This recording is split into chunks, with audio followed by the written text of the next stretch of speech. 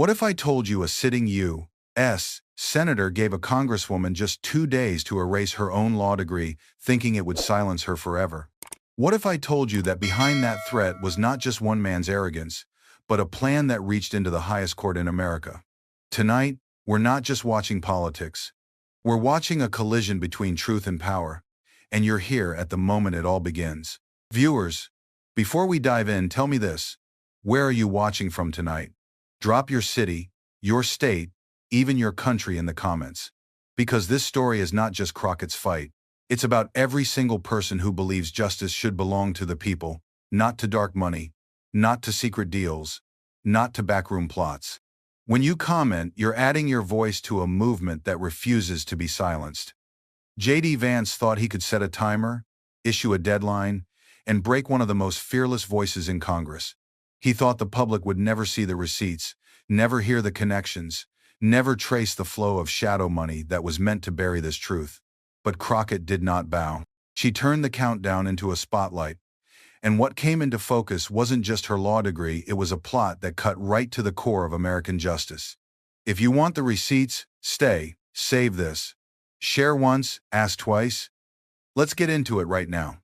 The clock started ticking the moment J.D. Vance walked out of that marble-lined hallway. Cameras crowded, microphones shoved forward, and yet his words cut through all the noise. Jasmine Crockett has 2 days to destroy her law degree. No hesitation, no stutter, just a deadline, cold and sharp as a blade. For a moment, Washington seemed to hold its breath.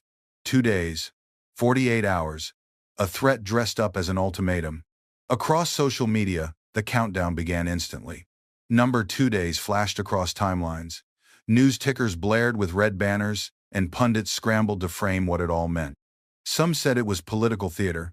Others whispered it was just the opening salvo of something larger. Because this wasn't just about a certificate hanging on a wall, it was about whether a voice that had become too disruptive, too unyielding, could be erased from the conversation entirely. Crockett, for her part, did not respond. Not a tweet, not a press conference, not even a hallway comment. She walked past the swarm of reporters as if she hadn't heard the words at all. But behind closed doors, her staff described the atmosphere as electric and unnerving. Phones buzzed nonstop, allies begged her to speak, and enemies gloated that the silence meant surrender. And yet silence was strategy. Because Crockett wasn't staring at the cameras, she was staring at the evidence. Inside her office, under dim fluorescent light, she sat at a wide oak desk with a single document laid flat before her. The paper that J.D. Vance had mocked as just a piece of paper. The law degree she had earned through years of study, nights of exhaustion, and a bar exam that broke countless others. She traced the embossed seal with her finger, not in doubt, but in recognition. This wasn't just her credential.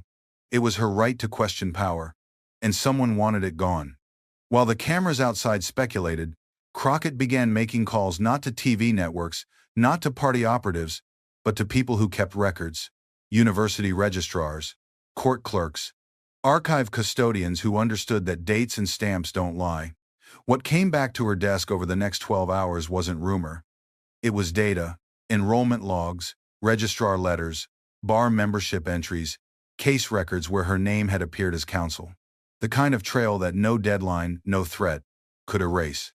But as the documentation piled up, something darker emerged alongside it. A leaked email forwarded from a sympathetic aide.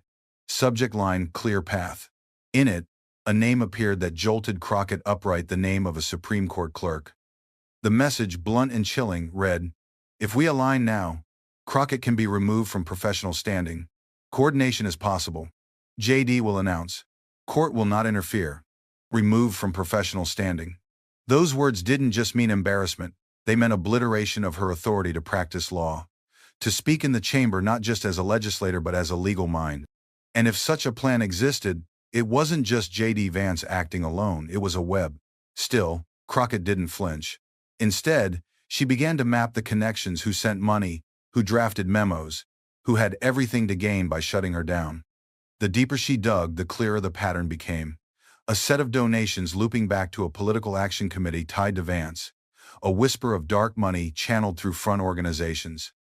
And always, hovering like a shadow at the edge of every thread, references to the court.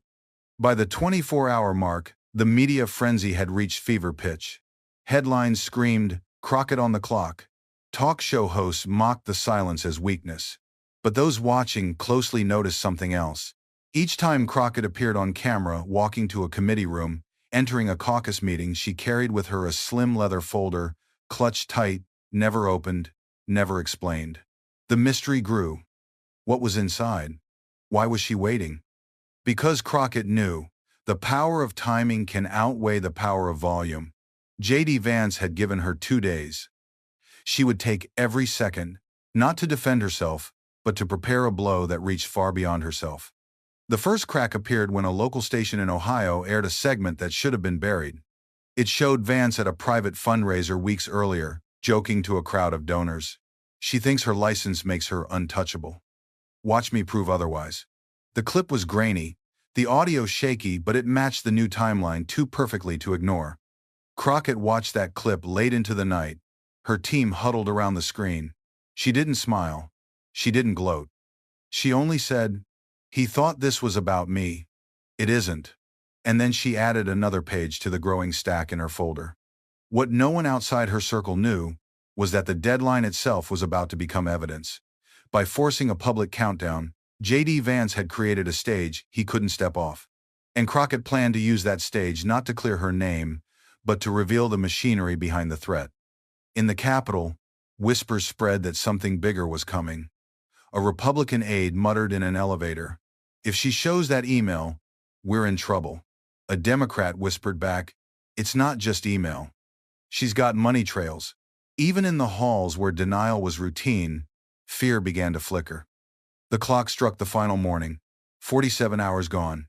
One remained.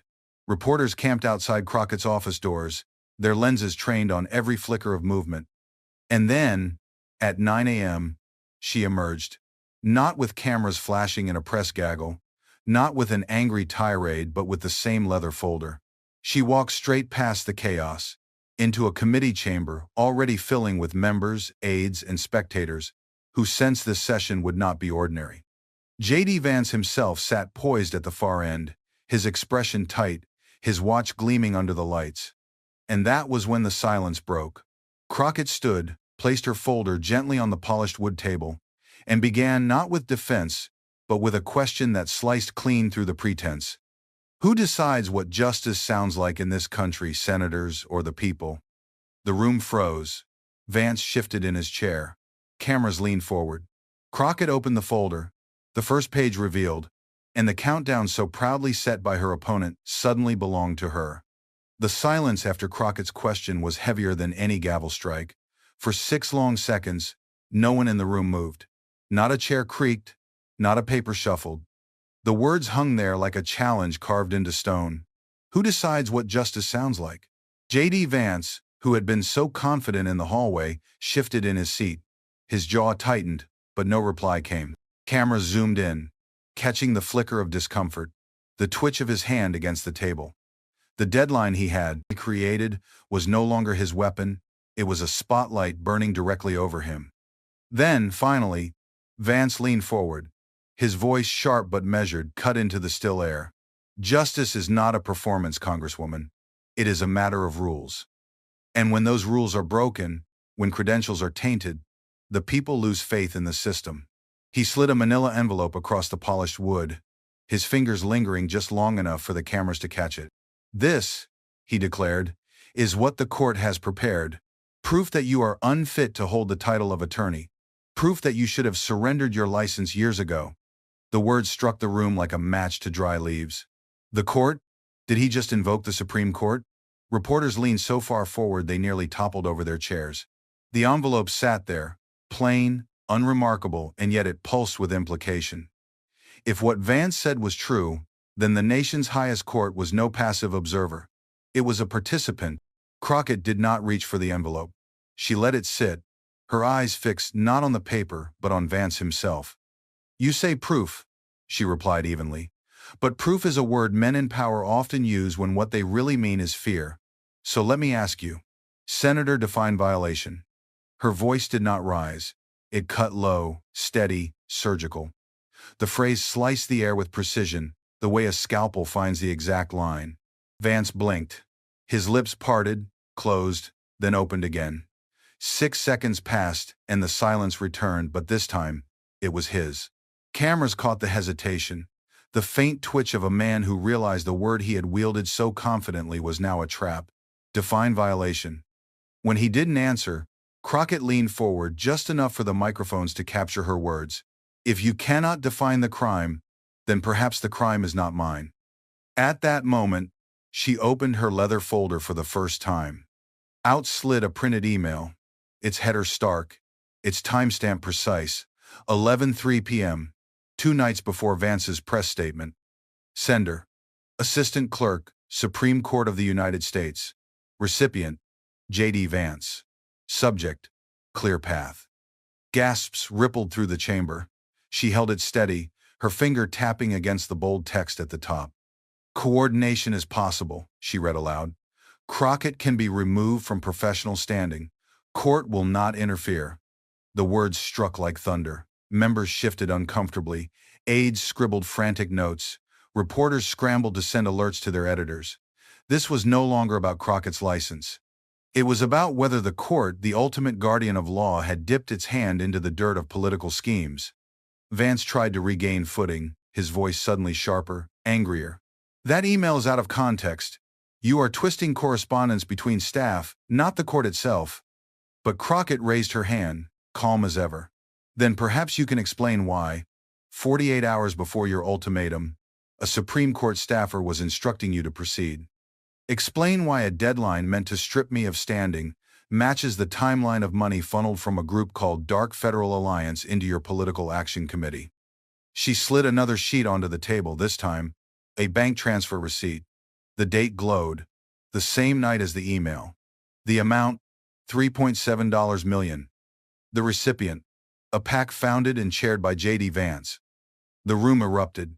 Members shouted over one another. Staffers rushed to whisper in ears. Reporters nearly tripped over wires trying to get the story out first. The connection was undeniable.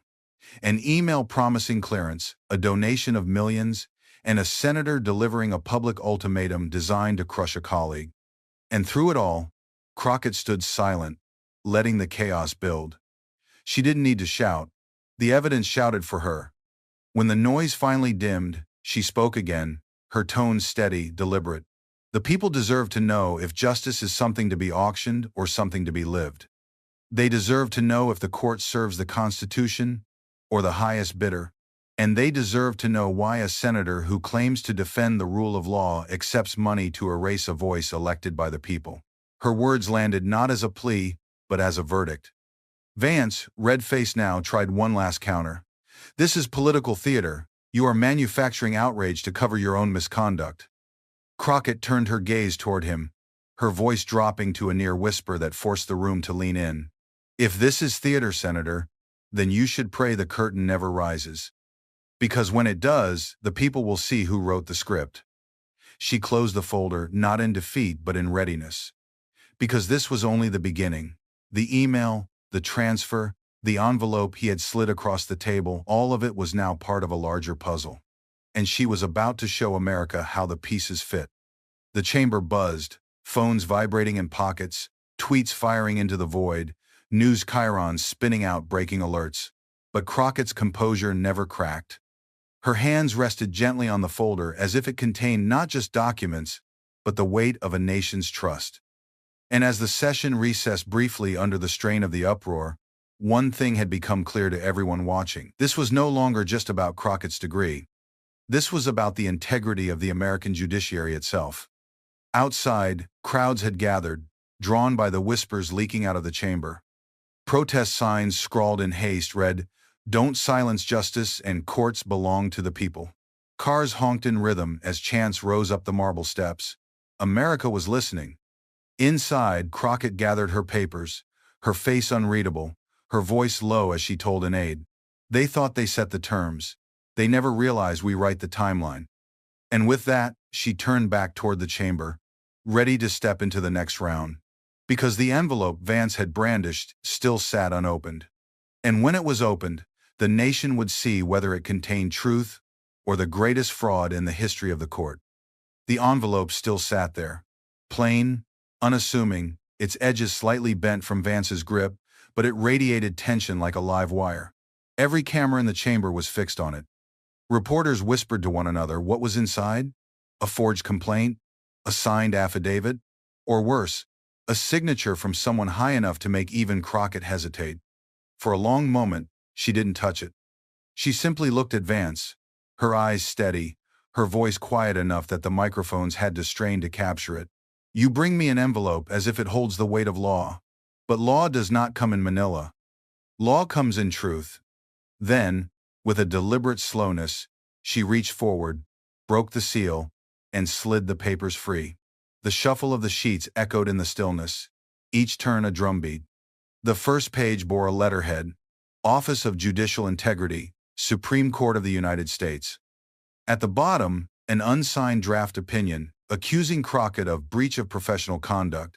The language was formal, clinical, but hollow. Paragraph after paragraph recycled the same vague allegation that she had failed to uphold standards of candor. No dates, no incidents, no evidence. Crockett held it up for the room to see. This, she said, is supposed to destroy me. Her tone carried no fear, only disdain. Yet in 12 pages, not a single fact is offered. Not one case, not one record, not one verifiable claim. She flipped to the second page, and that's when the mask slipped. At the bottom of the draft, half hidden in the scanned margin, was a comment bubble and editing note that should have been removed. It read, "Insert example here once finalized." The chamber erupted. This wasn't proof. It wasn't even complete. It was a template, a weapon in progress, a draft designed not to document misconduct, but to invent it. Vance's composure faltered. He leaned into his mic, sputtering, "That's a working document. Drafts are common in legal review." But Crockett didn't miss a beat. Drafts are common when preparing arguments. Drafts are common when writing opinions. But drafts are not common when accusing an elected member of Congress of fraud. If justice can be templated, then anyone can be erased at will. Her words cut deeper than any accusation. Because this was bigger than her license.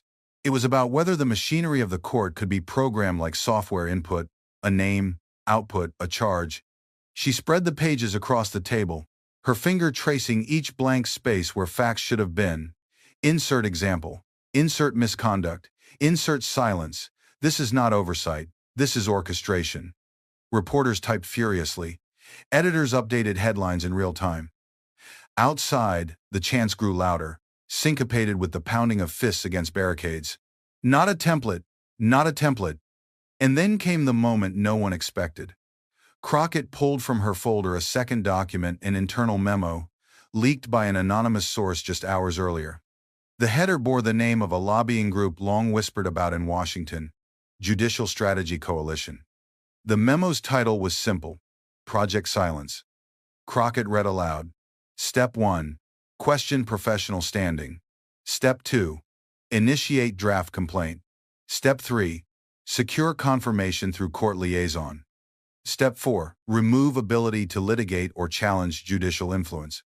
Step 4 landed like a hammer blow. Remove ability to litigate. It wasn't just about her. It was a roadmap. A manual for neutralizing anyone who threatened to expose the wrong flows of money, the wrong alliances, the wrong truths. Vance tried to interrupt, waving his hand, raising his voice. That memo is fabricated. A hoax spread by activists who want to undermine the court. But Crockett cut him off, her tone icy calm. If it is a hoax, then explain why the dates align with your own deadline. Explain why the author of this memo also appears in your donor filings. Explain why the email from the court staffer references the same phrase, Project Silence. The crosshairs tightened. What had started as an attack on her license was unraveling into the exposure of a pipeline, money to memos, memos to drafts, drafts to political theater, and Vance was standing in the middle of it. The audience in the chamber leaned forward, rapt. No one blinked. No one breathed. The tension had become unbearable. A string pulled tighter and tighter with each revelation. Finally, Crockett placed both documents side by side, the empty draft and the leaked memo. This is what 2 days were meant to do. Not to test my degree, but to test the people's silence. If I fall, the precedent is set. If I am erased, anyone can be. And that is the real deadline. The sentence hung in the air. It was no longer about J.D. Vance versus Jasmine Crockett. It was about whether the American people would accept a justice system run like a corporation, with memos as blueprints and silence as product. Phones buzzed relentlessly. Hashtags collided into one another. Number project silence, number insert example, number not a template. The digital storm was matching the fury inside the chamber. And still, Crockett wasn't finished. She closed the folder, looked directly into the lens of the nearest camera, and delivered a line that would echo far beyond that room. You gave me 2 days. I used them to give America the truth. Now the time belongs to them. The chamber froze again, every ear waiting for the next word, every eye trained on the players at the table. Vance clenched his jaw, desperate for a foothold. And Crockett, calm and unyielding, prepared to take the next step because the documents weren't just evidence. They were a door.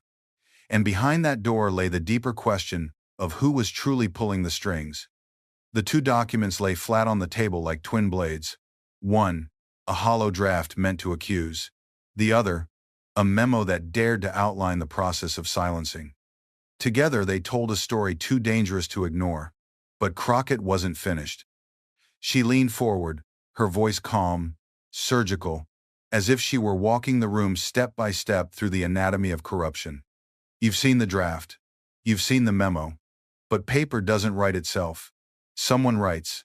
Someone funds. Someone profits. She slid out another sheet, a donor disclosure, this one official, stamped, undeniable. The name circled in red ink froze the chamber. Judicial Strategy Coalition PAC. Amount, $1.2 million. Source, a corporate trust known only by its shell name Halberd Holdings. Crockett's eyes locked on Vance. This same entity appears not only in your campaign filings, Senator, but in financial records tied to the very memo we just read. If this were random, it would be coincidence. But nothing about this is random. The chamber buzzed, but Crockett raised her hand and continued before anyone could interject. Halberd Holdings is not a law firm. It is not a school. It is a financial ghost. Registered in Delaware, no employees, no product. But in the last 5 years, it has funneled over $50 million into political operations designed to reshape the judiciary. Judges confirmed, cases redirected, narratives planted, and now an attempt to erase a voice. She let the words sink in. $50 million. A sum large enough to shift courts, tilt laws, warp democracy itself. Vance finally snapped, slamming his hand on the table. This is slander. You're dragging the court into conspiracy theories because you're afraid of scrutiny. But Crockett didn't flinch. She turned another page, an email log. This one carried not her markings, but the official watermark of a congressional oversight archive. It showed a message dated 3 weeks earlier, from halberd.executive@securemail.com to J.D. Vance at senate.gov. Subject line, Stage 3 approval. The text was short, clinical, and unmistakable. Proceed with Crockett timeline, coordination confirmed with liaison. Ensure deadline public. Gasps filled the chamber again. The phrase matched the memo word for word, Stage 3, and it proved coordination wasn't speculation. It was instruction. Crockett placed the log beside the draft, beside the memo, forming a triangle of paper, each corner pointing to the same truth. This was no isolated stunt. This was a plot built with scaffolding of money, memos, and timing. She looked around the room, her voice steady, carrying the weight of generations who had asked the same question in darker times. How much of justice belongs to the people? And how much has already been sold? For a moment, even her fiercest opponents said nothing. The silence wasn't respect, it was fear. Fear of the connections snapping into place.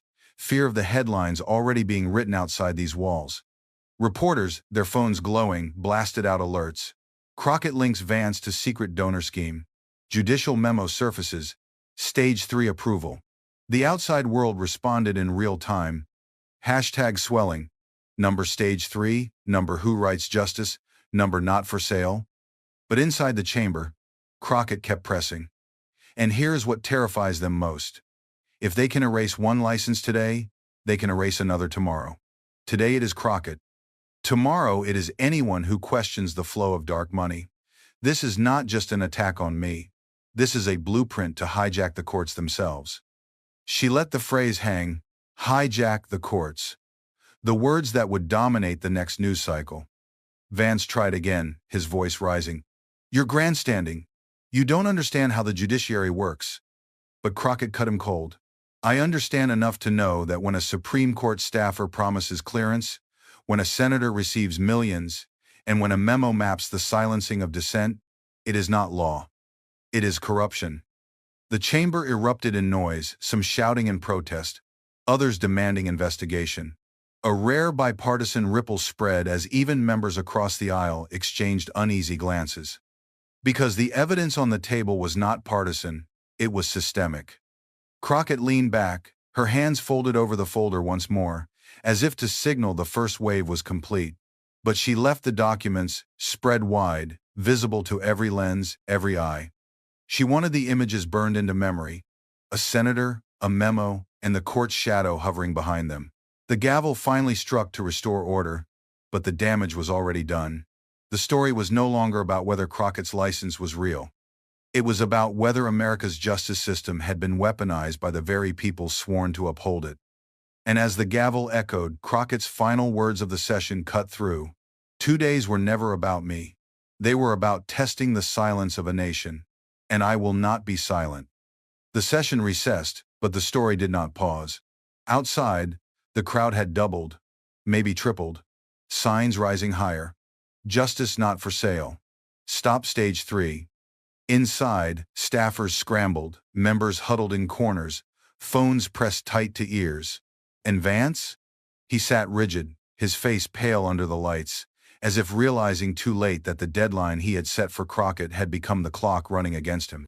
Crockett gathered her papers slowly, methodically, not in haste but in control. She had shown the first cut, and it had already drawn blood. But what remained in her folder promised something even sharper. Because the deeper she went, the clearer it became. Halbert Holdings was not the end of the line. It was only the beginning of a labyrinth that reached into rooms where robes, gavels, and billion-dollar interests met behind closed doors. And as she stepped from the chamber into the echo of chance outside, the story was no longer hers alone. It belonged to America. The marble steps outside the Capitol vibrated with chance as Crockett descended, her folder pressed against her side. The air was thick with urgency. Every sign lifted by the crowd carried the same demand, justice not for sale. Inside the chamber, whispers still echoed. Outside, those whispers had become a roar. But the folder she carried wasn't empty, and America hadn't yet seen the most damning pieces. That evening, in a quiet briefing room tucked beneath the House offices, Crockett laid her next documents across the table for a handful of allies. These weren't just filings or draft letters. They were flight logs, visitor records, meeting minutes receipts of a different kind. Each one pointed to the same unsettling truth. The conspiracy didn't end with J.D. Vance. It spread upward, outward, into the very halls that were supposed to remain above politics. She started with a log stamped confidential. It listed attendees of a private retreat at a resort island off the Carolina coast. Dates: 3 weeks before Vance's ultimatum. Names: executives tied to Halbert Holdings, 2 lobbyists registered to the Judicial Strategy Coalition, and most chilling, an aide to a sitting Supreme Court justice.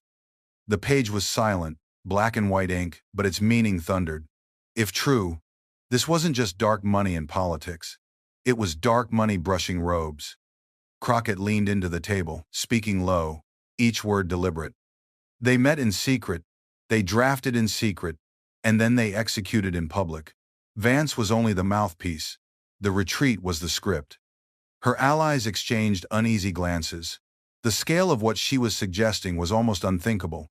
That America's highest bench wasn't simply being influenced, it was being programmed. The second document was no less explosive. A set of calendar entries leaked from an anonymous staffer. Dates matched the retreat. Notes included one phrase repeated 3 times: Stage 4 contingency. One congressman whispered, "If there's a Stage 4, we don't even know what we're dealing with anymore." But Crockett knew. She flipped to another page, a donor ledger showing Halbert Holdings payouts, not just to PACs, but to foundations loosely tied to judicial seminars, legal fellowships, and even law clerk endowments. Money had seeped into the pipeline at every level, feeding the next generation, shaping the present one, and silencing whoever threatened the design. "This isn't just about me," Crockett said, her tone heavy but unshaken. "This is about whether the American court belongs to the people or to a ledger hidden in Delaware." Word of these revelations spread fast, long before Crockett even made them public. Reporters, tipped off by leaks from staffers uneasy with the silence, ran headlines that stoked the fire. "Secret Island Retreat linked to judicial conspiracy. Dark money, Supreme staff, and the Crockett deadline." By the following morning, cable news had split-screen coverage on one side, J.D. Vance insisting this was all political theater. On the other, the swelling crowd outside the Capitol chanting, "Open the files!" Inside, the tension was worse. Senate offices hummed with panic. Phones rang unanswered. Some staff shredded documents. Others whispered in hallways, unsure which way the wind was turning. Because what Crockett had laid down wasn't just accusation, it was structure. Names, dates, money, logs. A framework of collusion that could no longer be brushed off as coincidence. And in the Supreme Court itself, silence spoke loudest. Justices who often issued clarifying statements on even minor controversies said nothing. Clerks dodged reporters. The marble facade loomed quiet, but quiet had never felt more like confession. Crockett, meanwhile, prepared her next move. She wasn't racing the clock anymore. The deadline Vance had set had flipped. Now it was his side that felt the countdown. Every hour that passed, more fragments leaked, an audio snippet here, a donor receipt there. The pressure mounted not on her, but on the system itself. Her closing words in that private briefing became the mantra spreading through social feeds and protest lines. "You can buy silence for a season, but you cannot buy truth forever." By nightfall, hashtags multiplied. Number Stage 4, Number Island Retreat, Number Truth Over Money. Comment sections filled with questions. Who was the justice's aide? What is Stage 4? Why Delaware? The people weren't just listening, they were investigating alongside her, each citizen a detective in the unraveling of the plot. And for Crockett, that was the point. This was never only about defending herself. It was about pulling the curtain back so wide that America would see what had been hiding in plain sight. She closed her folder, stood from the briefing room table, and said quietly, "Tomorrow, we take this back to the floor. And tomorrow, they will have no place left to hide." The chamber was packed tighter than it had been in years.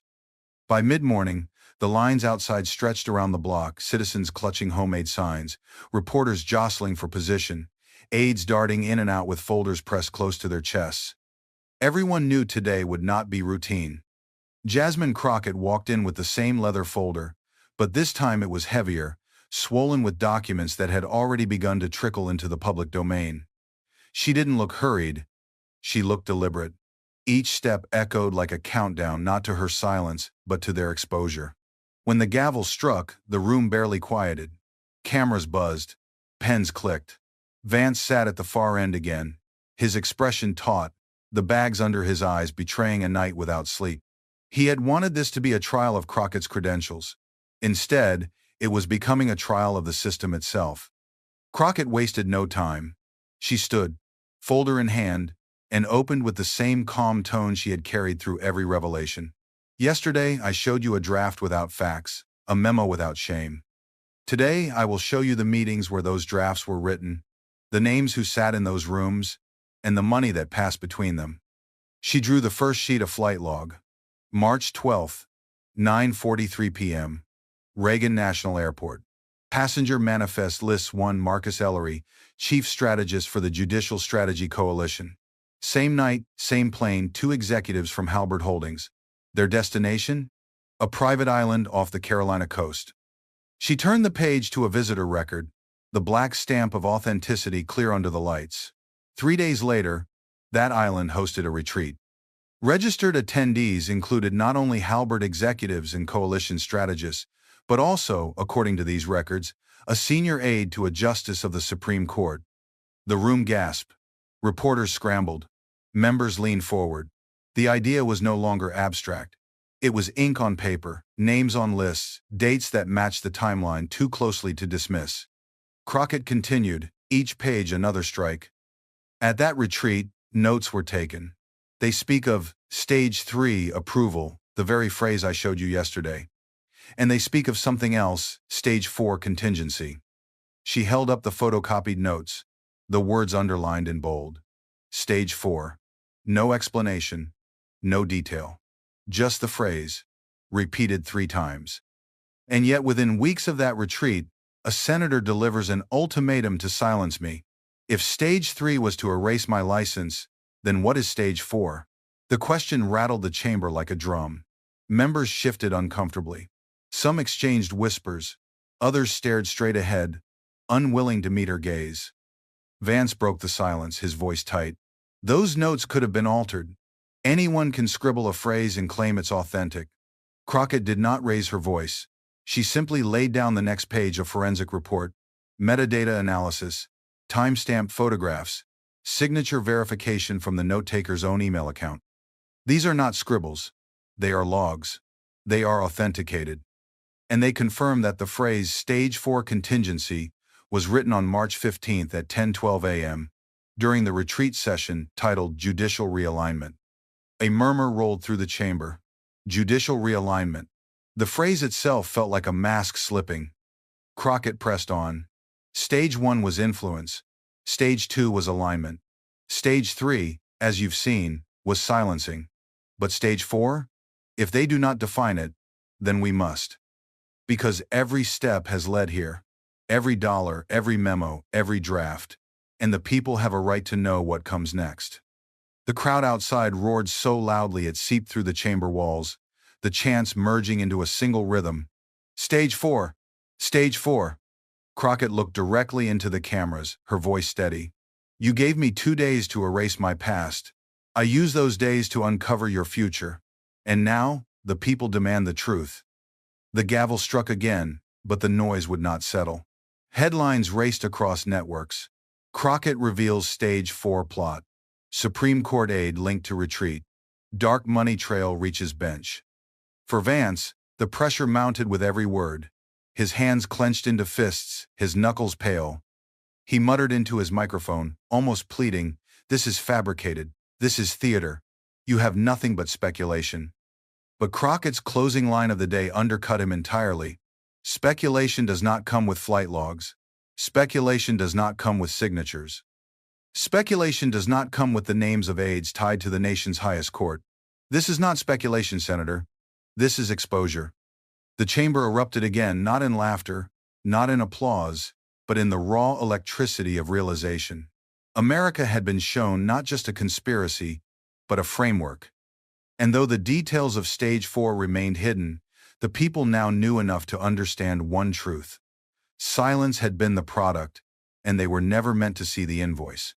Crockett closed her folder, her eyes unwavering, and with that, the session adjourned. But the storm outside had only just begun. The word Stage 4 reverberated like an unanswered alarm. Outside the chamber, chants turned into demands. Reporters barked questions into live feeds, and pundits filled screens with speculation. Was it impeachment? Was it court packing? Was it silencing more lawmakers? No one knew, but everyone felt the shadow it cast. Inside, Crockett returned to her office with the weight of the nation pressing down. Her staff gathered in tight circles, laptops glowing with leaks pouring in from every direction. Each message carried fragments, internal notes, partial drafts, donor ledgers, like pieces of a puzzle too dangerous to ignore. One aide slid a fresh envelope across the desk. Inside, a memo summary labeled Stage 4 Implementation. It wasn't complete, but the lines it did contain were chilling. Objective: neutralize dissent through professional invalidation. Extend to media figures, legal advocates, and academic critics.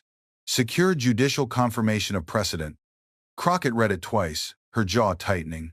This wasn't about her anymore. This was about building a machine that could silence anyone from journalists to professors under the veneer of legality. She lifted her eyes. They didn't design Stage 4 for me. They designed it for the country. That evening, A primetime broadcast carried her words live. She held up the memo under the studio lights, her voice calm but cutting. When they say stage 4, what they mean is power without challenge. It is not about me. It is about you.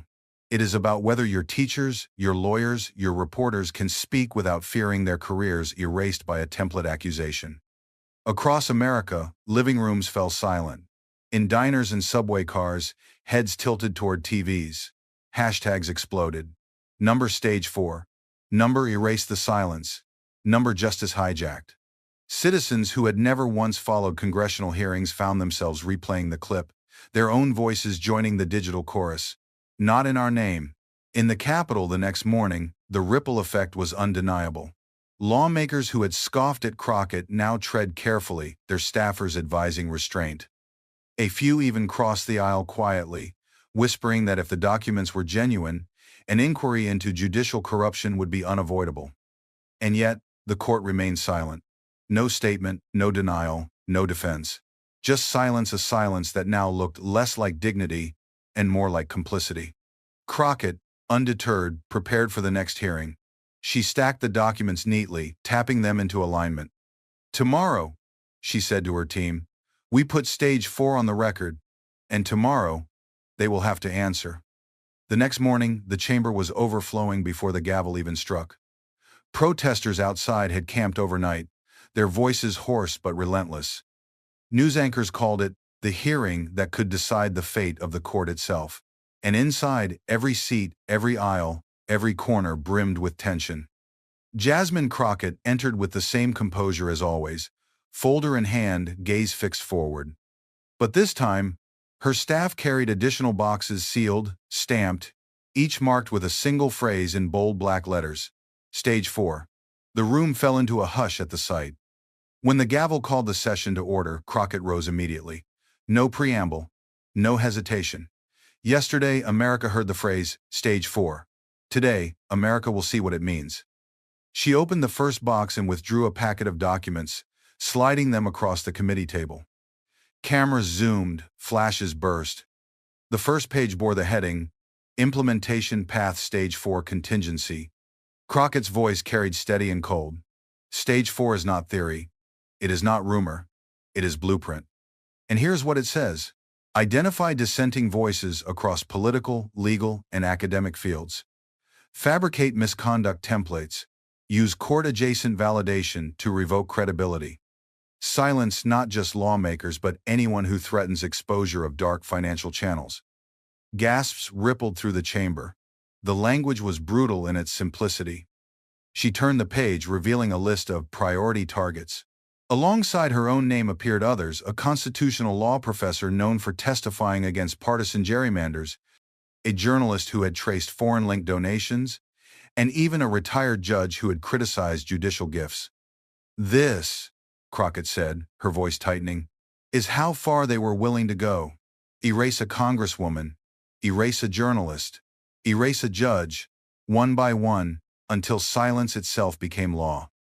J.D. Vance shifted in his chair, beads of sweat gathering at his temple. He leaned into his microphone. These are fabricated, political fan fiction designed to smear institutions that have kept this nation stable for centuries. But Crockett didn't let him regain ground. She pulled another sheet, this one marked with digital metadata. These files were created on March 16, 2:47 p.m. Saved on a server registered to Halbert Holdings, tracked to an IP address belonging to a Supreme Court liaison's office. If this is fiction, then the authors have fingerprints. And America deserves to know whose fingerprints they are. The room erupted again, members demanding order, aides whispering frantically, reporters firing off alerts. Outside, chants shifted. Whose fingerprints? Whose fingerprints? For the first time in weeks, a Republican lawmaker broke ranks. Representative Caldwell, his voice shaking but firm, spoke into the mic. If these documents are genuine, then this committee cannot turn away. This is bigger than party. This is about whether the very foundation of law is being corrupted by those sworn to uphold it. The bipartisan crack electrified the room. Crockett seized it, her tone calm but sharp. This is not about left or right. This is about silence or truth. And if silence wins, justice dies. The gavel pounded for order. But the chamber no longer belonged to procedure. It belonged to the revelation. Stage 4 was no longer a whisper, it was a national reckoning. And as Crockett closed her folder for the day, her final words rang like a verdict. They built a machine to erase voices. Today, America heard it running. Tomorrow, America decides whether to shut it down. By nightfall, the words Stage 4 were no longer confined to the chamber. They lit up every screen in America. News anchors cut into regular programming with urgent panels, analysts replayed Crockett's voice on loop, and digital tickers scrolled the chilling phrase, "Erase a congresswoman," "Erase a journalist," "Erase a judge." On campuses, students held teach-ins, reading aloud from leaked pages as if they were scripture warning of a dark future. In union halls, workers debated not party lines but power itself. If they can erase her, they can erase any of us. At law schools, professors printed the memo and handed it out in class, underlining one phrase in red: silence not just lawmakers, but anyone who threatens exposure. The legal community's response was immediate and fierce. Bar associations from New York to California issued statements within hours, demanding an inquiry into judicial independence. A coalition of former judges, many appointed by both parties, signed a letter warning that, if substantiated, these documents represent the gravest threat to the rule of law in living memory. Meanwhile, the media swarmed. Investigative outlets confirmed fragments of what Crockett had shown. Server logs tied to Halbert Holdings. Donor flows that aligned perfectly with the retreat dates. One outlet even published a photograph of the Carolina Island retreat, a grainy aerial shot of black SUVs lined along the shore, figures in suits moving between cabins. It wasn't just rumor anymore. It was image. And on the streets, the reaction grew louder. Crowds gathered in New York, Chicago, Atlanta, Los Angeles, chanting the same refrain. Stage 4 ends here. Hashtags surged past politics into pop culture, rappers and actors retweeting lines from Crockett's hearing, late-night hosts opening with her quote, "If silence wins, justice dies." J.D. Vance tried to stem the tide with a press conference. He stood stiffly at a podium, declaring the documents forgeries and accusing Crockett of staging an elaborate hoax to smear the court. But when pressed for specifics who forged them, why dates matched donor records, why his own email appeared in the chain he dodged, the clips went viral, captioned simply, "He had no answer." And through it all, Crockett stayed measured. She didn't gloat, didn't flood Twitter with taunts. Instead, she released one line on social media: "The people have the receipts now. Protect them. Share them. Do not let them vanish." It wasn't a politician's soundbite, it was a call to arms. That night, a candlelight vigil formed outside the Supreme Court itself. Thousands stood in silence, holding signs that read, "Justice not for sale and truth over silence." The marble columns glowed in candlelight, the chants muted, almost reverent. For the first time in decades, ordinary Americans treated the court not as untouchable, but as accountable. Inside her office, Crockett watched the coverage with her team. The glow of candles on the steps reflected on the TV screen, mingling with the exhaustion on their faces. One aide whispered, "They're afraid of what happens if you stop." Crockett shook her head. "No, they're afraid of what happens if the people don't." She placed her hand on the folder again, the papers now more symbol than shield. Stage 4 isn't theirs to define anymore. Tomorrow, we define it. And with that, the plan for the next day began to take shape. Not a defense, not a counterattack, but a declaration that what had been whispered in secret rooms was now a public trial. The stage was set, not for one woman's license, but for the nation's understanding of who truly owned justice. The next morning, the chamber felt less like a hearing room and more like a courtroom for history itself. The crowd outside had swelled overnight. Some held signs that read, "Stage 4 ends here." Others carried candles melted to their fingertips. The steps of the Supreme Court were still slick with wax from the vigil. Crockett entered the chamber without fanfare, yet the atmosphere shifted as she took her seat. She carried not just her leather folder, but a stack of papers bound with a crimson ribbon. Reporters' cameras flashed in rapid fire, knowing whatever she held would shape the day's headlines. When the gavel struck, she rose. Stage 4 was designed to be vague, to live in shadows. Today, we will define it clearly, because if they won't name it, the people will. She untied the ribbon and spread the top sheet across the table. It wasn't accusation, it was architecture. Flowcharts, arrows, boxes labeled media figures, legal advocates, academic critics. Each branch ended in the same square: invalidation through judicial clearance. Her voice cut through the silence. Stage 4 is not about me. It is about turning the court into a machine that erases anyone who challenges power. It is about silencing watchdogs, journalists, teachers, lawyers one by one, until only the chorus of the powerful remains. The chamber stirred uneasily. Some members shifted in their seats, others scribbled notes furiously. Cameras captured every twitch of discomfort. Crockett pressed further. They thought Stage 4 would never be spoken aloud. But here it is in your hands. In America's hands. You can no longer call it rumor. You can no longer call it politics. It is blueprint, and blueprints can be destroyed before the building is complete. J.D. Vance tried to interject, his voice raw with frustration. This is fear-mongering. You're weaponizing drafts and doodles to scare the public. But Crockett turned his words back on him. Fear-mongering is telling a congresswoman to erase her law degree in 2 days. Fear-mongering is whispering threats in secret memos. What I'm doing is naming what you were too afraid to say out loud. And once it's named, the people can fight it. Her words landed heavy. Because she wasn't only exposing a conspiracy, she was offering a path forward. By defining Stage 4, she transformed it from shadow into target, from rumor into resistance. As the session wound down, Crockett closed her folder one last time for the day. Tomorrow, we move beyond their plan. Tomorrow, we ask America the only question that matters. Do we still own justice, or has it already been sold? The gavel fell, but the echoes carried far beyond the chamber. Outside, chants rose into the cold morning air. We own justice, we own justice. The phrase would flood timelines within hours, a rallying cry that turned the plot of silence into the seed of a movement.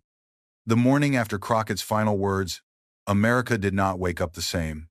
Newsstands sold out before noon, front pages splashed with a single headline, Stage 4 exposed. Television networks abandoned their regular schedules to replay her testimony. Clips of her voice, calm, sharp, unwavering, circulated millions of times across social feeds. But more powerful than the headlines were the people. In city squares from Dallas to Detroit, from Atlanta to Anchorage, citizens gathered with signs bearing her final question, do we still own justice? The chant thundered across skylines, we own justice. We own justice. For the first time in decades, Americans spoke not of parties, but of principles. At law schools, students read aloud from the leaked documents as if rehearsing history in real time. Professors reminded them that democracies do not fall in silence, they fall when silence is enforced. Across courthouses, young lawyers pinned Crockett's words to bulletin boards. Blueprints can be destroyed before the building is complete. Even inside the Supreme Court, the silence had shifted. Clerks avoided cameras, aides dodged reporters, but the weight of the people pressing outside the marble columns could not be ignored. Rumors swirled of internal divisions, some justices demanding answers, others retreating into deeper silence. J.D. Vance, the man who had set the 2-day ultimatum, tried once more to reclaim control. At a rally, he shouted that Crockett was a liar, a fraud, a danger to America, but the crowd no longer echoed him. Many simply stared, phones in hand, live streaming his words not as truth, but as evidence of panic. The hashtags told the story. Number justice not for sale, number Stage 4, number we own justice. The narrative had slipped from his grasp. And through it all, Crockett remained steady. No gloating, no triumphal press tour. She returned to the chamber, day after day, leather folder in hand, as if to remind America that vigilance was not a moment but a discipline. Her staff described her mood in one word: resolute. When she finally addressed the nation directly, it wasn't from a stage or a studio. It was from the steps of the Capitol, candlelight flickering once more, thousands gathered shoulder to shoulder. She spoke not with anger, but with conviction. 2 days ago, they gave me a deadline to erase my voice. But deadlines belong to those who are afraid of time. I did not erase myself. I exposed them. And what we uncovered together is this. They tried to hijack justice, not just from me, but from you. They tried to make silence the law. But silence is not the law. Justice is the law. The crowd erupted, candles raised high, voices rising into the night sky. She lifted her folder, then lowered it to her side, as if to signal that the papers no longer belonged to her alone. This fight was never mine. It was ours. Because justice does not live in marble halls or sealed envelopes. It lives wherever the people demand it lives. And as long as you demand it, justice cannot be stolen. The words echoed far beyond the steps. They echoed in homes where parents told their children why truth matters. They echoed in classrooms where students asked why anyone would want to silence a voice for justice. They echoed in the chambers of power, where those who had schemed now faced the glare of exposure. And so, the story that began with an ultimatum ended with a movement. Not a victory for one woman, but a reckoning for a system. Not a deadline to destroy, but a timeline to rebuild. For the millions who watched, the message was clear. Justice belongs to the people, and the people had found their voice.